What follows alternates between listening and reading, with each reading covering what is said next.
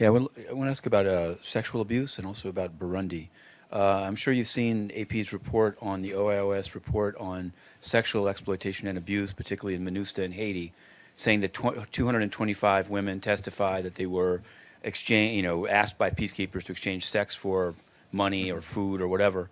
So how do you square this with the report made here by Mr. Ladsous that only 51 cases of sexual exploitation or abuse were alleged worldwide, 51 as opposed to 225 in one country? And what's going to be done to square what seems to be a dramatic underreporting by the UN? I think first of all, the report that you referred to in the Associated Press filing, as far as my understanding is concerned, it's still a draft report. There's still comments going back and forth, as usually are, between the concerned department and OIOS. So I'm not going to go into what's said in the report. Obviously, the issue of underreporting is of concern. Every case needs to be looked into. Every case of sexual abuse needs to be looked into. The Secretary General is determined to continue on the zero tolerance policy.